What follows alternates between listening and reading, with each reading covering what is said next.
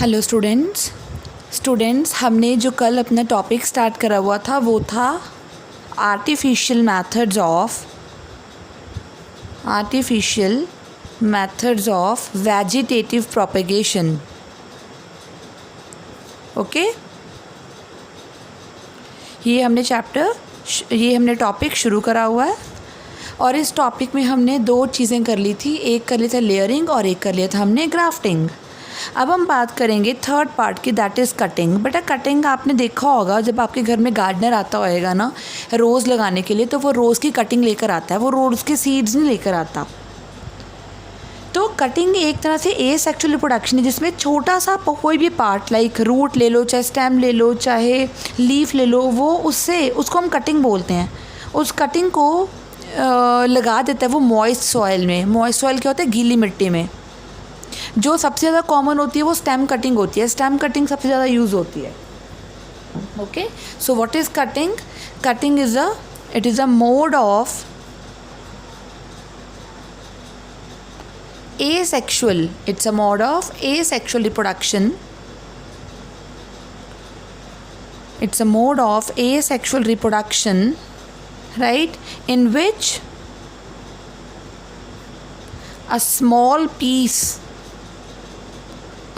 piece of root, stem और leaf, कुछ भी रूट, स्टेम या लीफ का कोई भी पोर्शन, मतलब इनमें से कोई भी पोर्शन को यूज़ करा जाता है, is used to develop the plant, right. Stem cuttings are most commonly used. Stem cuttings are most commonly used. तो सबसे ज़्यादा यूज़ होते हैं ना वो स्टेम कटिंग्स ही होती हैं यूज़। क्लियर? लीफ कटिंग्स भी इतना यूज़ नहीं होती, ना ही रूट कटिंग्स होती हैं। तो करते क्या है इसमें, अबाउट 20 to 30 सेंटीमीटर लॉन्ग, मान लो ये मेरे पास स्टेम है, about 20 centimetre to 30 centimetre long ले ली।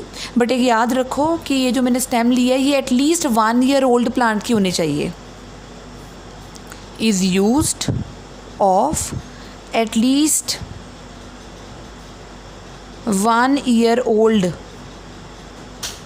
प्लांट। ओके, तो हमने बेटा 20 to 30 सेंटीमीटर इसमें लॉन्ग यूज़ करनी है स्टेम का पीस। लेकिन ये याद रखो वो स्टेम का पीस जो है वो एटलीस्ट 1 year ओल्ड होना चाहिए, एटलीस्ट, राइट। और हमने उसके जो एंड होता है, उसका जो लोअर पार्ट होता है, उसको हमने डिप करके रखना होता है, किसमें? ऑक्सिन्स में। तो ये स्टेम है, अगर ये नोड है, नोड पे हमेशा क्या आता होता है? बड आती है, लीफ आता है। ये नोड है, ये भी नोड है। दो नोड्स के बीच वाले रीजन को हम क्या बोलते होते हैं बेटा? इंटरनोड। क्या बोलते हैं? इंटरनोड। और ये लोअर पोर्शन है अगर स्टेम का, तो उसको हमने डिप करके रखना होता है। किसमें डिप करना होता है? ये ग्रोथ प्रमोटिंग एक हार्मोन होता है, उस ग्रोथ प्रमोटिंग हार्मोन का नाम होता है ऑक्सिन। ऑक्सिन में हमने उसको डिप करके रखना होता है ताकि रूट्स अच्छी डेवलप हो जाएं, राइट। तो कुछ थोड़े मिनट्स के लिए हमें उसको डिप करके रखना होता है, फिर सॉइल में लगा देना होता है ताकि सॉइल में क्या आ जाए? रूट्स आ जाएं। So their lower and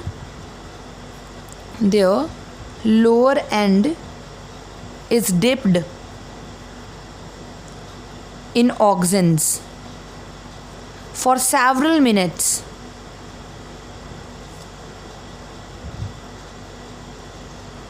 to induce roots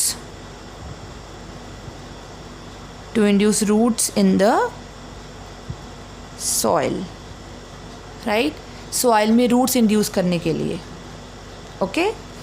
finally अगर मैं इस तरह की स्टेम को लगाऊंगी अपने सॉइल में, तो नीचे रूट्स आ जाएंगी, ऊपर शूट आ जाएगी।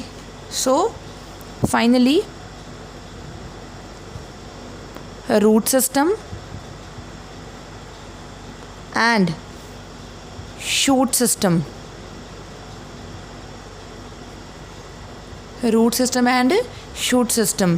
Will develop and propagate new plants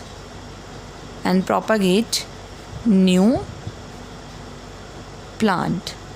ये किस में होता है? Like in case of rows, मैंने पहले एग्जांपल रोज़ की ली थी, एक और एग्जांपल यहाँ पे चाइना रोज़, एक और एग्जांपल बोगनविलिया। बेटा ये बहुत कॉमन प्लांट है बोगनविलिया, आप सबने देखा होगा, ब्राइट मैजेंटा कलर के फ्लावर्स होते हैं इसके। सिट्रस में होती है ये कटिंग, और शुगर केन में भी, शुगर केन में बहुत कॉमन है ये, शुगर केन में। क्लियर? तो ये था हमारे पास, that is a artificial method of vegetable propagation cutting. अब हम बात करेंगे इसके फोर्थ पार्ट की, आर्टिफिशियल मैथड की, tissue culture. Very very important, tissue culture, it's a new technique tissue culture. बेटा टिश्यू कल्चर एक ऐसा टेक्निक है प्लांट्स को प्रोपेगेट करने का जिसमें क्या होता है, ऑफ स्प्रिंग बिल्कुल क्लोन्स बनते हैं, क्लोन बिल्कुल same exact like that of their parents, क्योंकि सिंगल पेरेंट से बन रहा है ना बेटा, एक ही पेरेंट लेना, चाहे तो रूट का पार्ट ले लो चाहे शूट का पार्ट ले लो, लेकिन हमने बनाना टेस्ट ट्यूब में है। तो क्या है टिश्यू कल्चर? तो हमने टिश्यू को क्या करना है, कल्चर कर लेना है। कहाँ पे? लेबॉर्ट्री में। किस में? In the test tubes. So it is a technique, it is the technique for plant propagation, it is a technique for plant propagation in which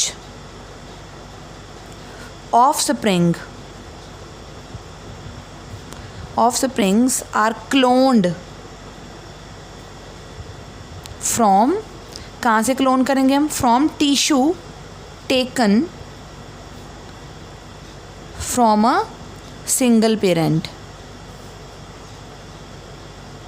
So it's a technique for plant propagation in which offspring are cloned from the tissue taken from a single parent। जैसे कि मैंने कोई भी tissue ले लिया, leaf का part ले लिया, रूट का पार्ट ले लिया, स्टेम का पार्ट ले लिया, तो मुझे क्लोन बनाने हैं।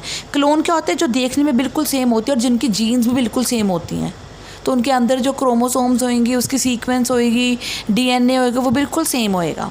So it is a technique for plant propagation in which offspring are cloned from the tissue taken from the single parent। Right? Okay. So जो मटेरियल हमने यूज़ करना है, जैसे सपोज मैंने प्लांट का लीफ यूज़ करना है, या उसकी स्टेम यूज़ करनी है, या उसका रूट यूज़ करना है, या उसके एंथर यूज़ करने हैं, या उसके पेटल्स यूज़ करने हैं, या उसके पॉलन ग्रेन यूज़ करने हैं, या उसका ओव्यूल यूज़ करना है, कुछ भी यूज़ करना है ना, वो पार्ट अब एक्स प्लांट हो गया, क्योंकि अब वो प्लांट का हिस्सा नहीं ना रहा, it become the x of the plant. मान लो मैंने एक प्लांट से लीफ का पोर्शन उतारा, वो अब एक्स प्लांट है। सो X plant material that is used for tissue culture, X plant material used for tissue culture include, क्या क्या हो सकता है? stem piece, anther, petals, pollens, ovule, और हम यूज़ करते सकते हैं इसमें root,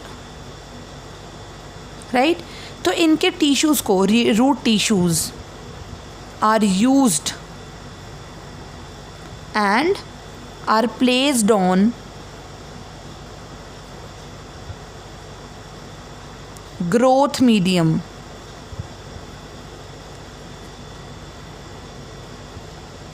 they are placed on growth medium. तो ग्रोथ मीडियम कौन सा है बेटा? मैंने पहले बताया हमने टेस्ट ट्यूब में ग्रो करवाना है, तो ग्रोथ मीडियम हमें यूज़ करना पड़ेगा टेस्ट ट्यूब में। क्या क्या? जैसे सुक्रोज यूज़ करनी पड़ेगी। सुक्रोज बेटा एक एनर्जी सोर्स होता है, शुगर होती है, तो क्या करना है? Growth medium typically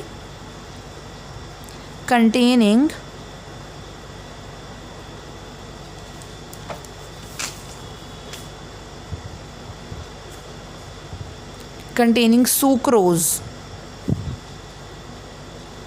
typically containing sucrose, right?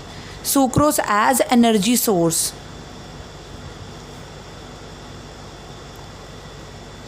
तो एज एनर्जी सोर्स हम क्या यूज़ करेंगे बेटा? सुक्रोज यूज़ करेंगे। और एंड साथ में एंड वन और मोर, क्या? Plant growth hormone.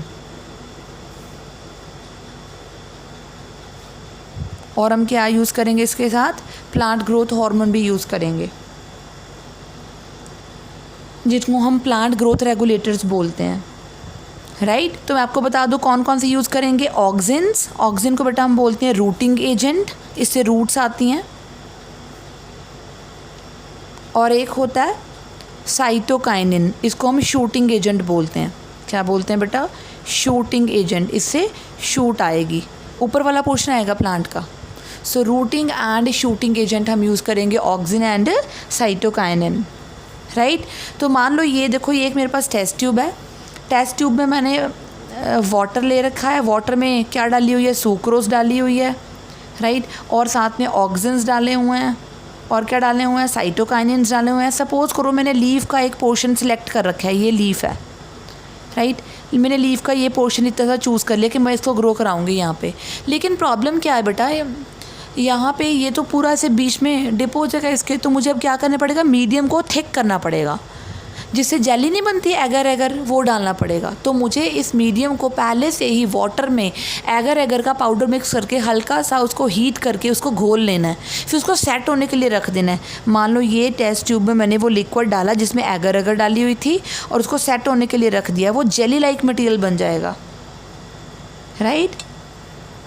So the medium is thickened with agar to create gel like medium, to create a gel which support the X plant during growth. तो आपको याद है ना एक्स प्लांट क्या था? जो भी चीज़ मैं यूज़ कर रही हूँ, चाहे मैं लीफ का पार्ट यूज़ कर रही हूँ, चाहे मैं रूट का पार्ट यूज़ कर रही हूँ, चाहे मैं पैटल ले रही हूँ, चाहे मैं स्टेमन ले रही हूँ, चाहे मैं एंथर ले रही हूँ, चाहे मैं पॉलन ग्रेन्स ले रही हूँ, कुछ भी जो भी चीज़ मैं यूज़ कर रही हूँ उसको सपोर्ट करने के लिए, उसकी ग्रोथ कराने के लिए मैंने मीडियम को थिक कर लिया विद एगर, और साथ में मैंने डाल दिया सुक्रोज, और साथ में मैंने डाल लिए auxin and cytokinins. Okay, clear? So अब क्या होगा? अब जो मैंने सपोज़ यहाँ पे मैं ये देखो, ये टिश्यू है जो मैंने डाल दिया, इससे चूज़ करा हुआ यहाँ पर डाल दिया। अब क्या होगा? जो मीडियम है, जो प्लांट टिश्यू है, वो अब ग्रो करना शुरू करेगा और क्या बनाएगा? Callus. Now the plant tissue grows and form callus. Okay, अब ये कैलस क्या होता है? Callus is a mass of undifferentiated cells, मतलब एक मास है अनडिफरेंशिएटेड सेल्स का। ये क्या होता है? जिनका कोई पर्टिकुलर फंक्शन नहीं होता, तो उसको हम क्या बोलते हैं? उसको हम बोलते हैं कैलस।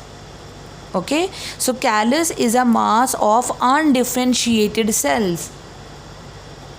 ओके, तो ये कैलस अब उसके बाद क्या हो जाएगा बेटा? उसके बाद जब कैलस की ग्रोथ हो जाएगी, फिर वो डिफरेंशिएट हो जाएगा।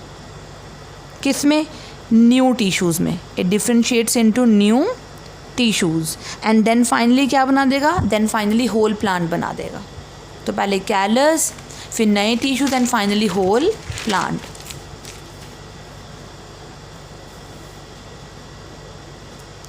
And then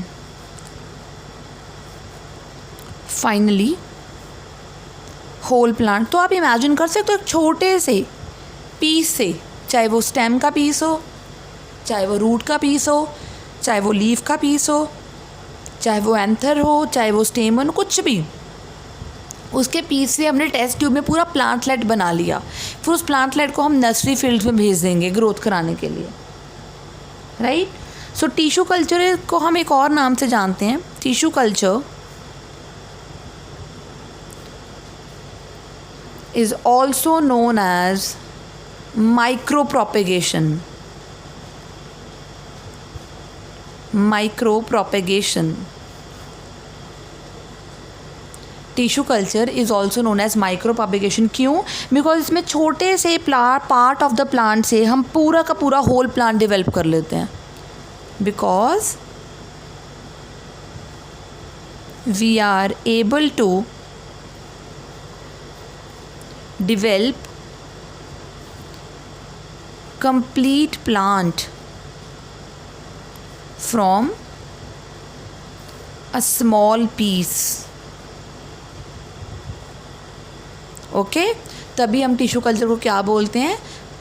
micro propagation. छोटे से पीस से हम पूरा का पूरा प्लांट बना लेंगे, right. So this is about tissue culture. Next method है, लास्ट मेथड है एसेक्सुअल रिप्रोडक्शन का, बहुत बहुत इम्पॉर्टेंट है, वो है spore formation.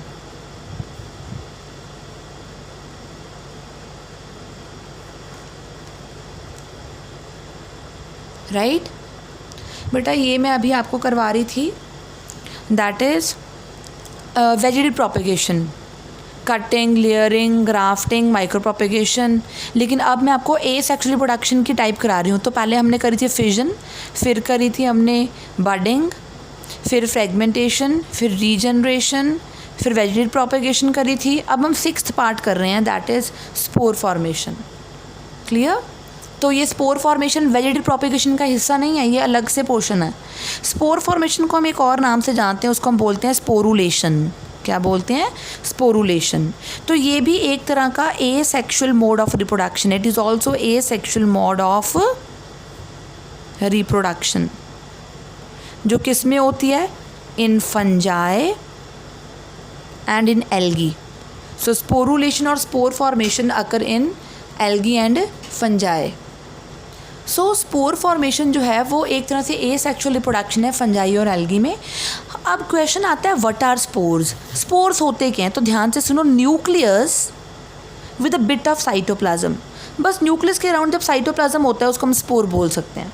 So what are spores? Spores are minute, मतलब छोटे, माइन्यूट, सिंगल सेल्ड। बस ये देखो, एक सिंगल सेल से ही लग रहा है। Minute, spores are minute single celled structures। और ये दो तरह के हो सकते हैं स्पोर्स, दे में बी मोटाइल और नॉन मोटाइल। बेटा मोटाइल क्या होते हैं? जो मूव कर सकते हैं। सो स्पोर्स में बी मोटाइल और स्पोर्स में बी नॉन मोटाइल। अगर तो मोटाइल होते हैं तो उनका नाम कुछ और होता है। क्या होता है नाम? जू spores. When the spores are motile, their name is zoospores, right? और अगर वो नॉन मोटाइल होंगे तो उसको हम क्या बोलते हैं? एप्लानोस्पोर्स। क्या बोलेंगे? एप्लानोस्पोर्स, मतलब जिनमें कोई भी फ्लैजिला नहीं होता, वो मूव नहीं कर सकते। फॉर एग्ज़ाम्पल अगर मैं बताऊँ एप्लानोस्पोर्स की तरह, जैसे कोनिडिया नाम है बेटा, स्पोर का नाम है कोनिडिया, राइट। और क्या नाम है? एक और बता दूं मैं, जो मूव नहीं कर सकते खुद, उनका नाम होता है स्पोरेंजियोस्पोर्स। क्या होता है? स्पोरेंजियोस्पोर्स। जो मूव कर सकते थे उनका नाम क्या था? जूस्पोर्स। जो मूव कर सकते हैं उनका नाम है जूस्पोर्स, जो मूव नहीं कर सकते उनका नाम होता है कोनिडिया एंड स्पोरेंजियोस्पोर्स। तो अब हमने स्पेशल चीज़ पढ़नी है, that is spore formation in Rhizopus. Spore formation in Rhizopus. ये क्या है राइजोपस? बेटा वेरी वेरी इंपॉर्टेंट, राइजोपस एक फंजाई होती है, इसका कॉमन नेम होता है ब्रेड मोल्ड। ब्रेड मोल्ड होता है इसका नेम, राइट। बेटा फंजाई में ना आपको बता दूं, अगर आपने कभी ब्रेड के ऊपर या रोटी के ऊपर फंजाई लगी हुई देखो तो आपको ऐसे कॉटनी सा ग्रोथ लगता है, कॉटनी सी ग्रोथ, राइट। तो जो फंजाई होती है ना वो थ्रेड लाइक स्ट्रक्चर्स बनाती है। देखो ऐसे, ये देखो, ये फंजाई है, it forms thread like structures. उस थ्रेड लाइक स्ट्रक्चर्स को अगर मैं सिंगल की बात करूँ हम बोलते हैं हाइफे, और अगर मैं पूरे ग्रुप की बात करूँ तो हम बोलते हैं माइसीलियम। सो फंजाई फॉर्म्स हाइफे और माइसीलियम, और उन हाइफो के ऊपर आते हैं टाइनी ब्लॉब लाइक स्ट्रक्चर्स। ये ब्लॉब ऐसे गोले से, टाइनी ब्लॉब लाइक स्ट्रक्चर्स। इन ब्लॉब्स के बीच में क्या होते हैं बेटा? Spores. These tiny blob-like structures are known as spores। तो ये स्पोर्स किस में बन रहे हैं? ये blob-like structure को हम क्या बोलते हैं? स्पोरेंजियम। और जो अंदर ऐसे छोटे छोटे स्पोर्स बनते हैं उनका नाम क्या है? स्पोरेंजियोस्पोर्स। ओके, क्लियर ये चीज़? सो हाइफों के टिप्स पे, टॉप पे ब्लॉब्स बनते हैं, वो ब्लॉब्स स्पोर से भरे हुए होते हैं। और ये जो स्पोर्स होते हैं ना, इनकी जो वॉल होती है, ये देखो ये स्पोर है, इसकी वॉल थिक वॉल होएगी, थिक वॉल। अब जैसे सपोज़ ये ब्लॉब है, देखो मैं फटा हुआ दिखाती हूँ ब्लॉब, ये फट गया ब्लॉब, तो सारे के सारे स्पोर्स बाहर आ गए। ये देखो सारे के सारे स्पोर्स कहाँ आ गए, बाहर आ गए। ये जो स्पोर्स हैं क्योंकि इनके पास कोई फ्लैजला नहीं होता, ये खुद से मूव नहीं कर सकते, तो ये कैसे मूव करेंगे, दे डिस्पर्स मतलब फैलेंगे, दे डिस्पर्स बाय एयर करंट। जब एयर चलेगी तो ये फैल जाएंगे। And when they come in contact, they come in contact with moist surface, जब ये गीले सरफेस के कॉन्टैक्ट में आएंगे वहाँ पे ग्रो कर जाएंगे। So when they come in contact with moist surface they germinate कर जाएंगे और they grow and develop new Rhizopus बना देंगे। तो देखो स्पोर फॉर्मेशन में क्या हुआ है, स्पोर फॉर्मेशन में टाइनी ब्लॉब लाइक स्ट्रक्चर्स बनती हैं, उसको हम स्प्रेंजियोस्पोर्स बनते हैं, राइट। वो स्पोर्स गिरेंगे मॉइस्ट सरफेस पे और वहाँ पे जर्मिनेट कर जाएंगे और वो वहाँ पे नया राइजोपस बना देंगे, राइट। नया राइजोपस या नई फंजाई बना देंगे। क्लियर। तो यहाँ तक बेटा हमारा ये टॉपिक होता है कंप्लीट ए सेक्सुअल रिप्रोडक्शन का। हम अपनी नेक्स्ट वीडियो में स्टार्ट करेंगे सेक्सुअल रिप्रोडक्शन की स्टडी। ओके, तो आज हमने क्या क्या पढ़ा, आज हमने कटिंग, हमने टिश्यू कल्चर पढ़ा, राइट, और हमने साथ साथ में स्पोर फॉर्मेशन भी कंप्लीट कर लिया। Clear. Okay students, then bye bye.